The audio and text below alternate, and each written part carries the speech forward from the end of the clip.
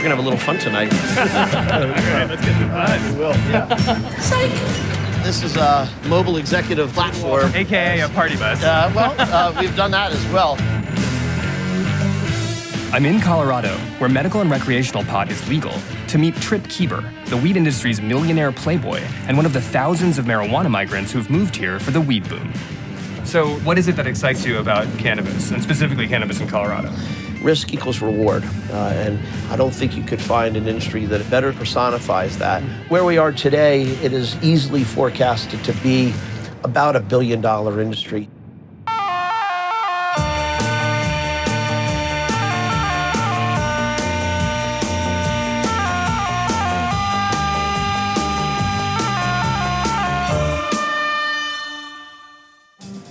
The story of the United States is one of immigrants and migrants seeking new opportunity. When Colorado became the first state to legally sell recreational marijuana in 2014, people moved here in droves as part of a migration known as the Green Rush. Budding ganjapreneurs flocked to the state to become the first to market with the next weed apparatus, software, or invention. But Colorado's relaxed medical marijuana laws also made it a destination for the medical migrant. Families with ill loved ones who gave up their homes, jobs, and communities to access cannabis treatments. I've come to the Rocky Mountain State to understand what's gained and what's lost in following the Green Rush to Colorado.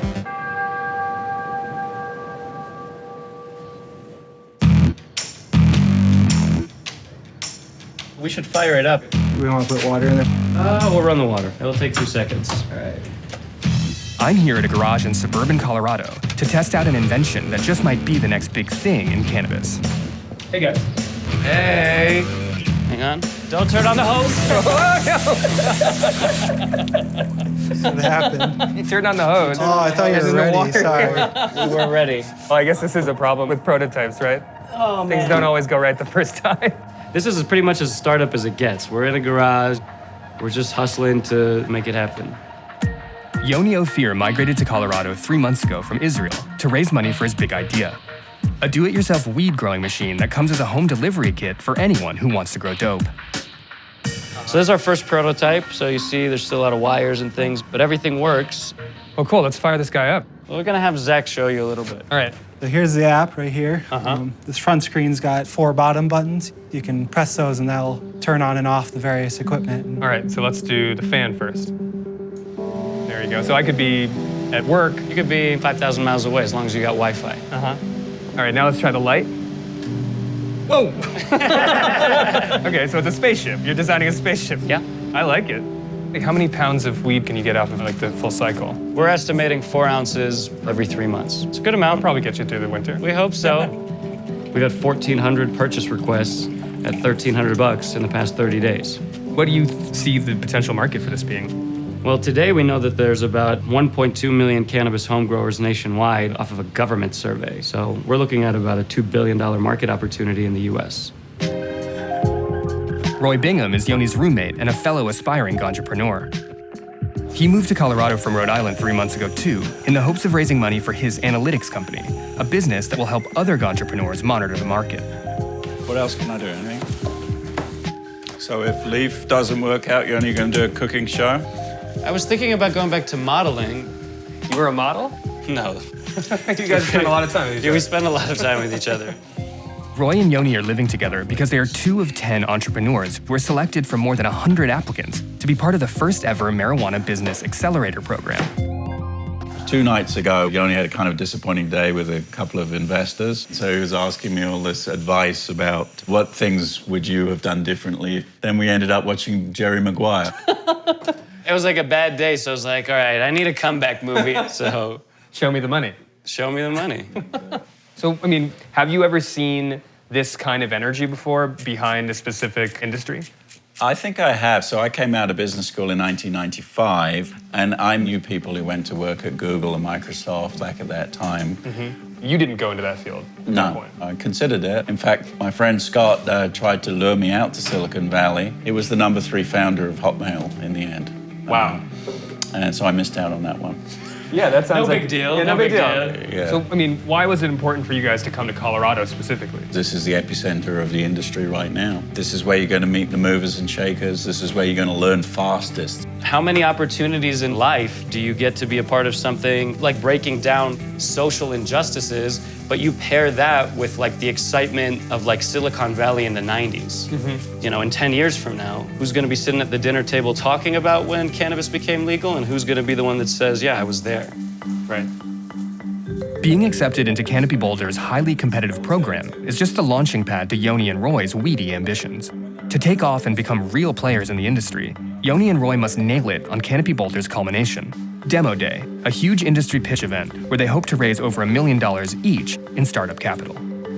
You're also sort of like the yin and the yang of like who is getting into this industry, right? Yeah. Before we started the program, there was an email that went out to everyone, and you know, you see all the emails, so you kind of try to figure out, you know, who's the people. And Roy had his own website, and it just lists this like Harvard MBA, British guy, economics, billion businesses. I was like, well, you know, I probably won't vibe with this guy very much. I looked him up, of course, and I thought, oh, this is not going to work.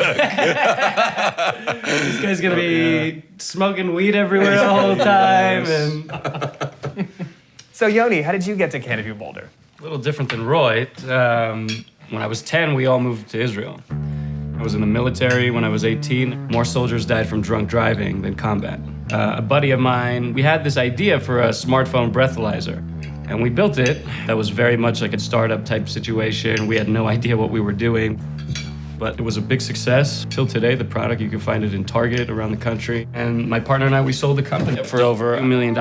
You know, I had some money and I started working on this grow box, and that was the basis of it. So it's just crazy where life takes you.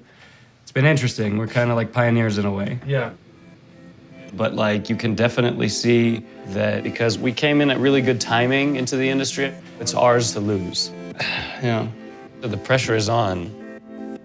With Demo Day in just a week's time, will Roy's analytics company and Yoni's self-grow box stand out enough to investors to make their Colorado gamble worthwhile? Cheers, guys. Thank you for having me and to your green futures. Recreational marijuana has been sold legally in Colorado since 2014. So newly arrived ganjapreneurs are already late to the game. I've come to speak with Keber, a first-wave pot migrant, and the owner of a $40 million pot, soda, and edibles company called Dixie Elixir, to find out what would-be pot barons are up against. Do you see a lot of people moving to Colorado? You know, I look behind you, Krishna, and I see 3, 4, 5 individuals that have relocated to the state of Colorado to embrace the marijuana movement in a professional manner. Literally, probably 1,000 people a week move to the state of Colorado. I'm wondering maybe if you could sort of take me through how you got here. Well, I grew up in Washington, D.C. I spent my first 33 years there. I was working for President Reagan. I got into technology in the late 90s and really excelled. September 11th took place. I lost 9 total friends, and I decided that I was going to move to Colorado and get in touch with other things that were important in life. And at what point did you know that cannabis was such a fertile industry for you? Sitting inside a bar that was not very well populated, I walked outside and I saw probably a half dozen individuals embracing marijuana. And I spoke to an off-duty police officer, and I said I'd really appreciate getting these individuals back into the club. You know, he informed me, and this was the epiphanal moment, that, you know, medical marijuana had been legalized. And with that, we embraced the concept that, you know, there might be a trend here. And we said, let's see what their opportunities are. So it looked at everything from, you know, the do-it-yourself grow to security companies to retail medical marijuana establishments, all the way up to turning it into a pot soda. And the rest is history. We started with one product, pot soda, and today we have 15 innovative delivery systems, which is now really what comprises Dixie Elixirs and edibles. This is Dixie Elixir's manufacturing facility. We're coming up on our 1-year anniversary in just a couple of months. Cool. Well, take me on the tour. Our bottling filler. These things crank out 8,000 units a session. On any given month, we're going through between 300 and 400 kilos of raw plant material, transforming that into a liquid. And that looks like a bunch of oil right there. Yeah. We're looking at our state-of-the-art lab It's a supercritical CO2 fluid fractionator. What that's doing is taking raw plant material and converting it into an oil. And we believe that the future of cannabis is that of the oil. Technology is a white hot sector, and we're making those investments literally monthly. Well, cool. I want to see where all the edibles are made. Looks like we're packaging up our ridiculously sophisticated toasted rooster, 70% cacao. So it's really high end. Like that's Very, very high end. I would put that up against Godiva any day long. It's 84 milligrams, 12 pieces, 7 milligrams each. The sublingual mint. Mint, cool. Very socially acceptable platform. Yeah, just pop a mint in there. Very efficient. It's a low dose. This place is massive. And so how much product do you guys make a day? When I look back at where we started, we used to manufacture these widgets by the hundreds. Now it's literally the tens of thousands. The reality is that the demand for adult use cannabis is like nothing we could have ever predicted as an industry. So you're making a lot of cannabis products. Yeah. So we're entering what we call the Taj Mahal. And this is literally one of the largest cannabis vaults in the country. These are all products that are manufactured and ultimately distributed and consumed here in the state of Colorado. Cool. So how did you get to this point? I mean, we're in a huge facility. You got a lot of people working for you, and it seems like you're probably turning over a lot of sales every day. There is no easy way to success in the cannabis space.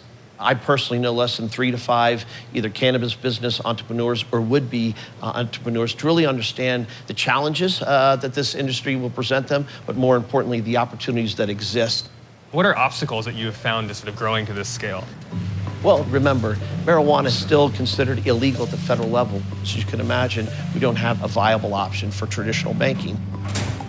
Since pot is still federally illegal, any bank that accepts money derived from its sale risks prosecution under organized crime laws. So most pot businesses go without basic banking services like checking accounts and loans. Even though the legitimate pot industry rakes in hundreds of millions of dollars a year, it's still an all-cash business. You have an industry that was $700 million last year, of which 85% of it was transacted in cash. Right. So the single greatest threat is banking. The weed industry's banking problem means that even established entrepreneurs are swimming in unbankable cash. But one migrant's obstacle is another migrant's opportunity. And Hunter Garth, who recently moved to Colorado from Florida, is leveraging the weed banking problem into a lucrative business. Hunter joined the Marines at 19 and was deployed to Afghanistan, where he was a designated marksman for an assault platoon, completing over 175 combat missions. He now owns Iron Protection Group, a security service staffed by fellow migrant vets that safeguards the hundreds of millions of dollars generated by the weed industry through Colorado's highways. I joined him for a new employee orientation meeting. Who all was just hired? My name is JoJo. I'm from Virginia. I did 12 years in the Army, 4 deployments. Corey, I'm originally from Washington, 10 years infantry, 4 deployments. Mike Bernstein, originally from New Jersey, served in the United States Marine Corps Reserves, did a tour in Iraq in 2004. Clint Gavigan, did 10 years in the Army, 5 deployments. I'm originally from Milwaukee, Wisconsin. I'm Krishna. I have no military experience at all, but I'm pumped to see you guys. So here at IPG, one of the important things to us is to make the transition easier. You can be here for 10 years or you can be here for 10 months. Regardless, we're happy to have you. Our why is give veterans a job. I accompanied Hunter on a job, picking up and delivering cash to an undisclosed vault to see the industry from Hunter's unique perspective as the hub of the weed money wheel. So our mission today is to conduct a transport for the dispensary. If we're being followed, we'll immediately move to a well-populated area to attempt to lose the vehicle that's following us. If we are fired upon, we'll move out of the engagement area as fast as possible and return fire as fast as possible. If an incident happens, we'll notify law enforcement. Any questions? No, we're good, thank you. There's always one long rifle, a standard AR-15. Right. Everybody has sidearms.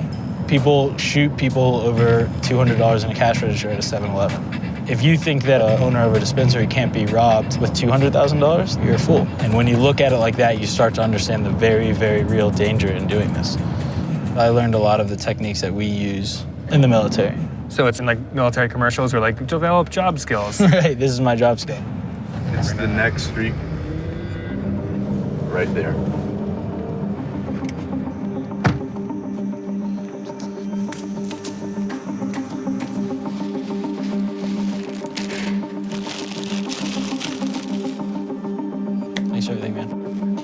See you next week. Here, let me just move your gun. Now that we have cash, we'll never like get really close to vehicles. We'll make sure we have space to react. No one would know that this vehicle's full of cash.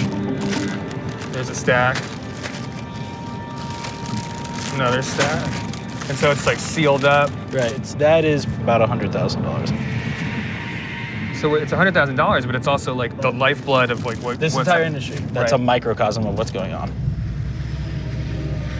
You guys are kind of like the circulatory system of the whole weed economy, right? What sort of insight does that give you from that perspective to see how the industry is moving? One of the most important things that I've learned is that there's real businessmen in this. It's not some kid who used to sell weed behind a bleacher running these multi-million-dollar businesses.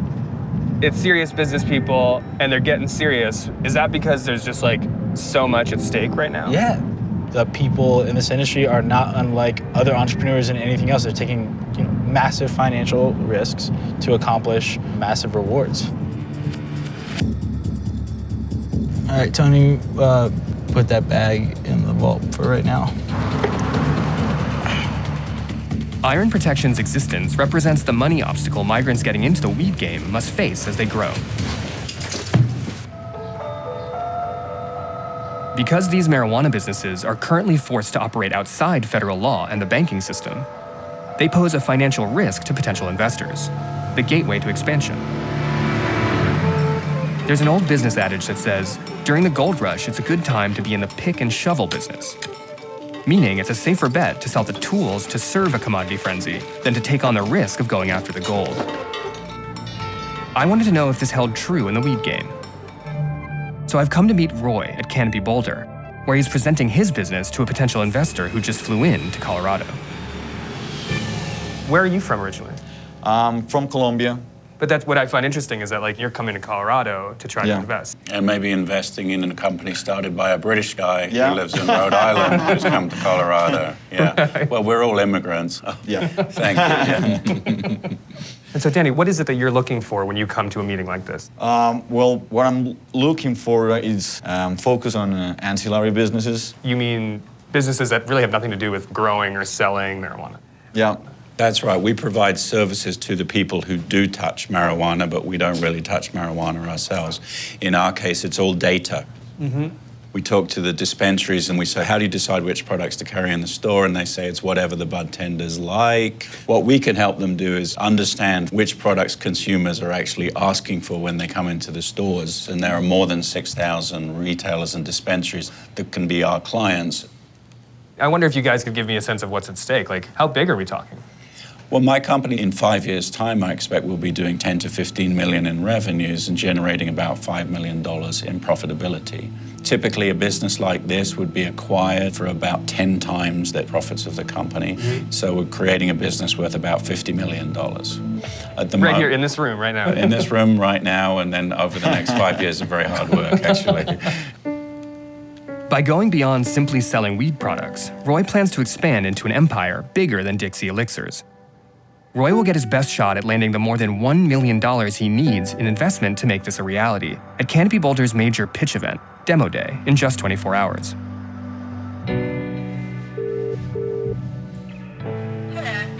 Hey, darling. Hey, Ollie.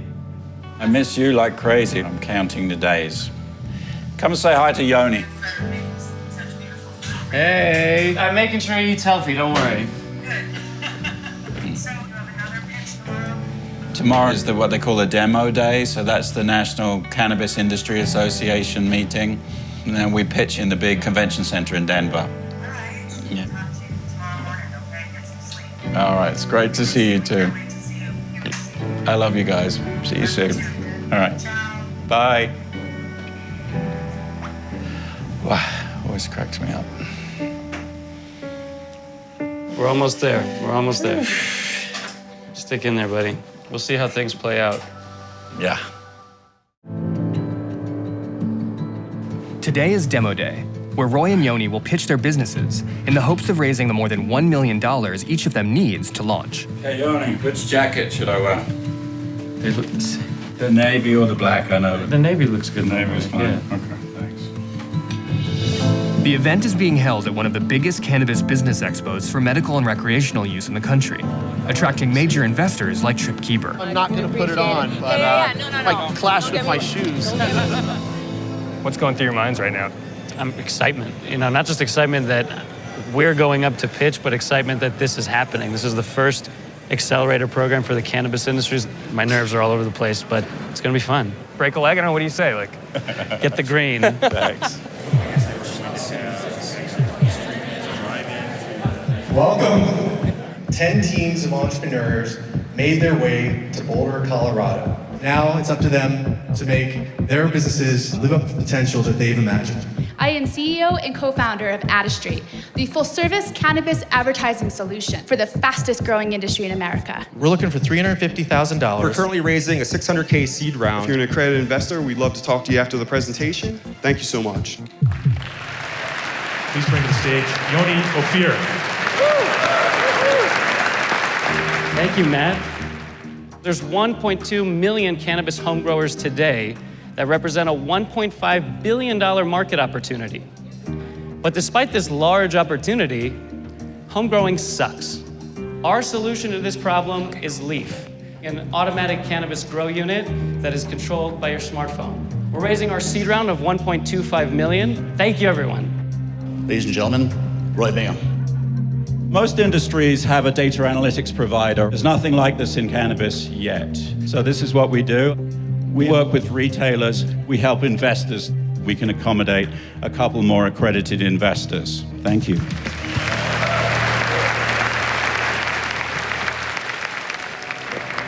Roy and Yoni will discover just how successful their pitches were today over the coming weeks, as investors either lay down the green or pass. But the marijuana boom that these ganjapreneurs are gambling on today was actually set into motion 16 years earlier, with the legalization of medical marijuana and the arrival of a different type of migrant, the medical marijuana pioneer. I'm here to meet Jason Cranford, an expert cannabis oil maker. He migrated from Georgia to Colorado in order to develop his unique medical marijuana oil. So here it is, the lab. So Jason, why is it that families come to Colorado instead of other states where medical marijuana is legal? Colorado has no restrictions. Children are actually allowed to use THC products here. And then another thing, Colorado didn't put any limits on any cannabinoid levels. So basically, we're allowed to use the whole plant here. In Colorado, Jason is free to make his cannabis oil from any of the 66 compounds in the marijuana plant. The two most common compounds that Jason uses are CBD, which is now widely used to control seizures, and THC, which is often banned due to its psychoactive properties. And so that was one of the reasons that I chose this state to operate out of, because we can service the most patients with the most cannabinoids and get whole plant medicines here. And it's essentially medicine they can't get anywhere else. Correct. How did you get into growing weed in the first place? My father is a biker in Georgia, and we grew it when I was growing up. I remember being around some plants in a cornfield, and I was told it was corn.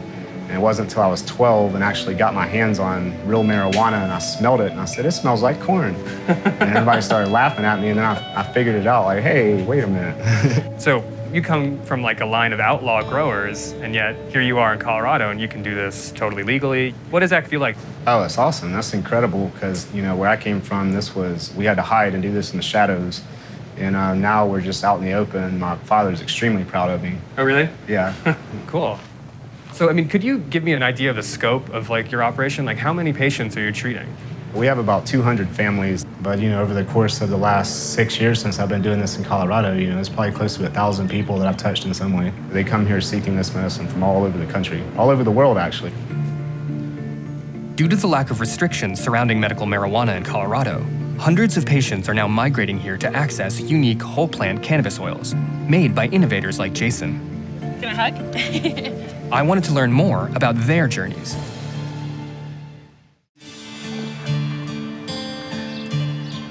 I wanted to know what the experience was like for the hundreds of migrants who are forced to move to Colorado each year to treat their ill loved ones with medical marijuana. So I've come to an RV park just outside of Denver to meet the Harmons. Back out a little bit. That doesn't work. A family of medical migrants who have relocated from Texas. Setting up the camper takes a little bit of planning, a little bit of effort. Gosh, yeah. You think, oh, we'll just pull in and we'll be ready. Right. 3 hours later. We are from Texas, a little town called Canyon, just south of Amarillo. So then why did you move to Colorado? We moved to Colorado to have legal access to cannabis for Jilly because she has seizures. And what was the official diagnosis that she was given? Spastic quadriplegic cerebral palsy. Not everyone with cerebral palsy has seizures, but she's one of the ones who does. In Texas, she was on 3 or 4 different medications for seizures, and we didn't see any seizure control with it at all. What it did do was make her very lethargic. She has 40 to 50 seizures a day. When you're a parent, you don't want to see your child go through that. We've been looking for years for something to help control her seizures. My dear friend sent me an article, and it got my attention. And so I did research and found out about cannabis for seizures. From that 300 seizures a week, she now has 0 to 1. So it's greater than 99% seizure reduction. He's been over 5 months seizure-free right now. Compelled by the many online success stories, the Harmons came to Colorado a year ago to try out cannabis oil on Jilly. They started to see results and met other medical refugee families with astonishing seizure reduction in their kids. So when we met people who had been using it with their children and were seeing amazing results, honestly, that to me was proof enough. Of course, it's not legal in Texas, and so we knew we needed to move so we could legally access it. It took us almost 2 years to finally get here. From the time we first learned about cannabis for seizures, we do have moments where we wonder, oh my gosh, what have we done? We've sold everything, we've walked away from everything. Right. Can you take me through sort of like what you've given up to try to settle here? Oh gosh, we got a really good life in Texas. I lived there basically my whole life. We had family, friends, we had a home. The house we lived in was on almost 2 acres of land. It was about 2,500 square feet. It wasn't fancy, but we thought that was our forever home. Obviously now we're in a camper, which is a far cry from 2 acres with a fairly roomy house. Right. As big as of a camper as it is, when you're living in it, it is super tight. Yeah. We have It's like hard. lanes, like a car lane. Yeah. Right, it's like one side is this way, one Yeah. side is that way. Yeah, you should paint a stripe in the middle of the, Yeah. of the RV. And how about you, Emma? What's it been like picking up from where you used to live, your friends and stuff? I get jealous when I see other people leave other campsites. I just think they get to go back home to their own house. Essentially, you guys are making a pretty big sacrifice. I mean, is it going to be worth it? I think so. Really being here is very freeing for us to know that we can help her in a way that we can help her at home. Here we go. Good night, baby. I love you. Have a little nap, okay? Wake up happy. Today, Jilly will start on Jason Cranford's highly specialized cannabis oil, which is made from a specific mixture of marijuana compounds. This oil is very high in CBD, a non-psychoactive chemical that has been shown in numerous patients to have anti-seizure effects. The oil also contains 0.1% THC, the psychoactive compound of marijuana. I went with Becca to a wellness center to pick up the first batch. So the first thing we do at the appointment is we do go over the legality forms. This first form is actually you waiving your right to sue. On the second page, you are aware that this is not FDA approved and that it is illegal to take it outside of Colorado, share it, or sell it with anyone else. This is for you and your child only. Okay. If your child ends up in a hospital while she's visiting Texas and she tests positive for THC, you can actually be arrested for child abuse. And we risk losing our children and probably being put in prison. Yeah. That's not even taking the oil while you're in another state or even taking the oil to another state. It's just in her blood. It's just in her blood, and that itself could be a crime in other places. Exactly. That's something I didn't know. Yep. It's happened before. It's extremely unfortunate. It's not fair. It's like you're signing a mortgage, but it's like a mortgage you can never get out of. Right. Like we just sold ourselves to Colorado, kind of. So how does it feel now? I mean, is that worth pulling up stakes, coming to Colorado, and maybe kind of being handcuffed here? At this moment, I can wholeheartedly say yes. I mean, I'm really excited after all we've been through that I can finally give her what she needs. And we fought really, really hard to get here, so I'm really excited. I need a tissue.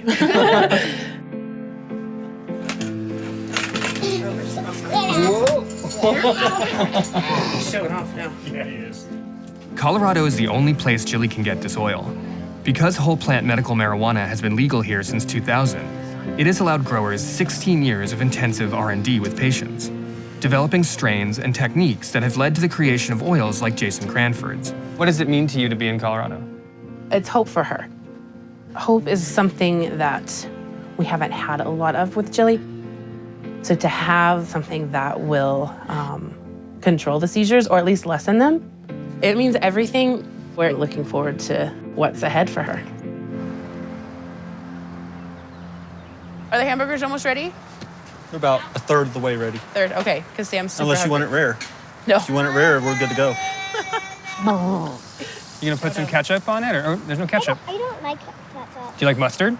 No. He's a purist when it comes to hot dogs. Sounds like it. All right, go for it, man. don't let my dumb questions get in the way of a hot dog. Take a bite. Were you guys sort of like at a breaking point? Like, what are you subsisting on as far as money was concerned? Well, we have a little bit of money from the sale of one of our houses. It's not a ton, but it's enough. Like, we rebudgeted and kind of made it work. My husband, we're not sure if he's going to be able to work here in this state. He's sent out lots of resumes, been several places. He hasn't secured anything. If that doesn't work soon, John's going to be going back to Texas. Hopefully, somehow he can get work here. And then we'll hopefully buy a house and settle in and just start building our life again, so.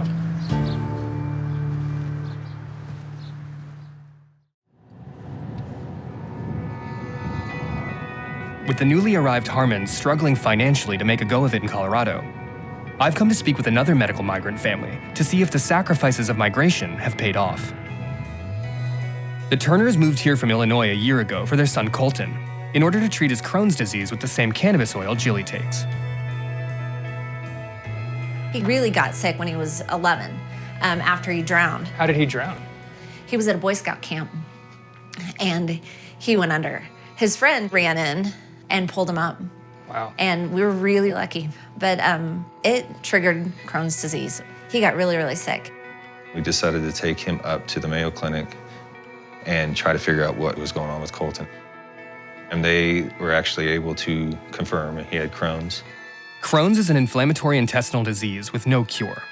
It causes debilitating abdominal pains and has potentially fatal complications. Colton's case has been so severe that the pharmaceuticals prescribed to him over the last 4 years have had almost no effect. So this is the box of medicines that Colton used to take. This isn't even all of it. No, not even close.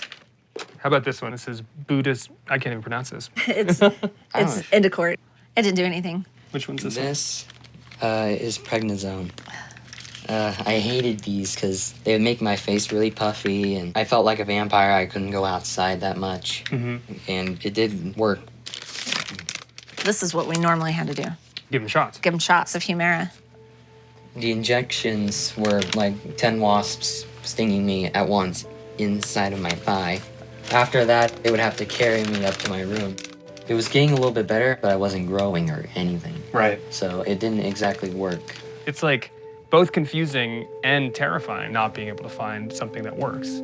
Yeah, we went to a lot of doctors, and they gave us 3 choices. What were the 3 choices?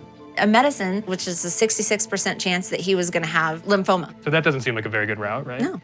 And then surgery. So they were going to remove his bowel, and he'd have a colostomy bag for the rest of his life. Or you can do alternative treatments. So we'd started researching the alternative treatments, and we found cannabis. And we were like, where can we get this? Colorado.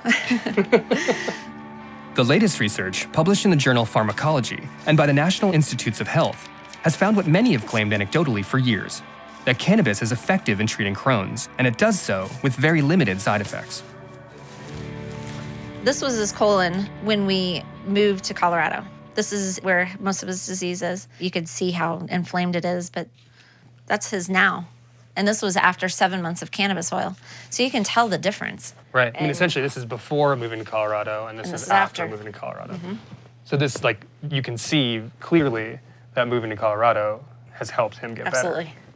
100%. Cannabis saved his life. Cool. It saved all of our lives.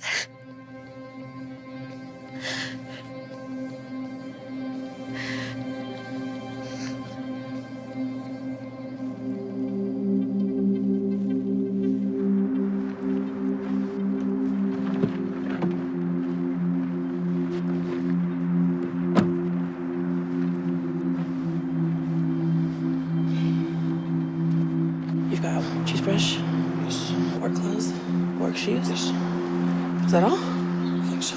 Okay. John has been unable to find a job during the month they've been in Colorado, and their money has run out, so he's going back to Texas to work for a previous employer. I'm sort of a hippie free spirit sometimes, and I'm like, oh, who needs a job? You know, stick it to the man. But when it boils down to it, like, you got to pay the bills and feed your kids, you know? Especially with Jillian. As hard as it is to be apart, the risk of going to prison or having our children taken away is just not worth it. We would be committing a federal offense if we were to cross the state line, even with just the bottle of oil.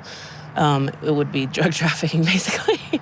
And then, of course, administering it to a minor would be even more of an issue. So I stay, he goes, and we just fight to get him back up here permanently, where it's legal. Her medicine that's helping her.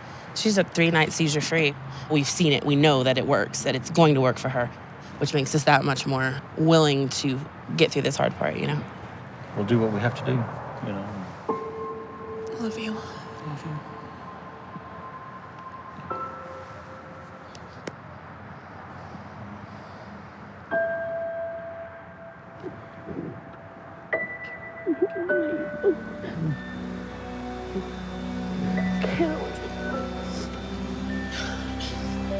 I love you too, baby. Okay, you're gonna do good. Okay. Bye, I love you.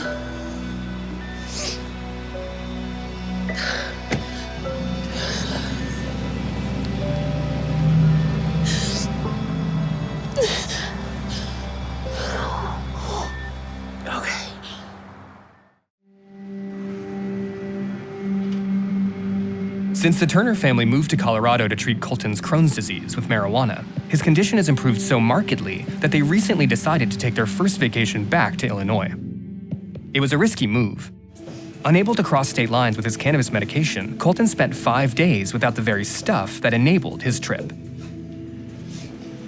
I almost hit that. I saw that. Hey, how you doing, Colton? I'm doing good. How are you? It's good to see you, man. See you. Are you feeling any better? Yeah, definitely. This is the first time in over a year that something like this has happened. When we went to Illinois, where I'm from, I couldn't take my medicine with me. So came back to Colorado. And then I wake up and I just got this sharp pain in my side. And eventually, I just couldn't take it anymore. And I wound up here. Right. Had Colton gotten sick in Illinois and gone to the hospital there, the cannabis in his blood would have incriminated his parents. They would have faced child abuse charges and could have lost custody of all of their children. Why did you go to Illinois in the first place? Well, I want to see my family, I want to see my friends, I want to see my grandma, my grandpa. But it's like I'm a prisoner of Colorado. I can't leave the state, otherwise I get sick like this. Before I started the cannabis, like I would be in this situation that I'm in right now all the time. It's bittersweet. Okay. Because I'm healthy again and I can do the things that I love to do, like I love to fish with my grandma, but I can't over there because I get sick, and I can't over here because she lives over there. Right. I can either live and not be able to see everyone I know, or I could get sick almost to death and I'll be where my friends and family are miserable. Yeah. I really like Colorado, but it's missing some things, like everyone that I ever knew. It's ridiculous. Why can't I just take it over there?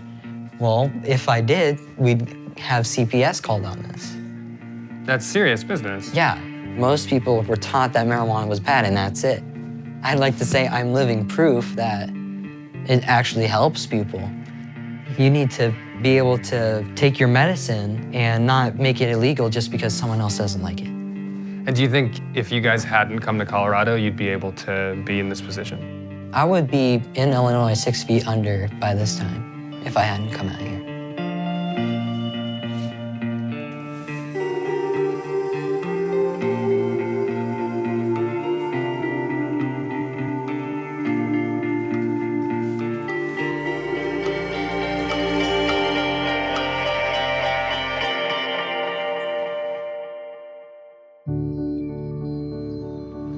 Colorado's open laws and their embrace of weed, kind of before a lot of other states, means that it's sort of this crucible, a crucible of maybe the next 10 or 15 years of how this new industry will be formed. 2 months after filming, Yoni had raised his seed money of $1.25 million and partnered with Advanced Nutrients, one of the world's largest cannabis nutrient companies. Roy has raised $1.4 million and secured numerous clients. His company is currently building their technology platform and are expanding to other states. Becca, Harmon, and the kids have moved back to Texas to join John. Without access to cannabis oil, Jilly's condition has worsened. Colton is out of the hospital, and he has no plans to leave the state for the foreseeable future. Weed is so often thought of as something that stunts motivation and drive, something that dulls the intellect. But when weed culture and weed innovation is fostered, it becomes a catalyst for innovation, for healing, and maybe even for a kind of progress. And as the dominoes of prohibition fall all around the country, there will be more migration, more risk and sacrifice, more people seeking out their fortunes like they are here in Colorado.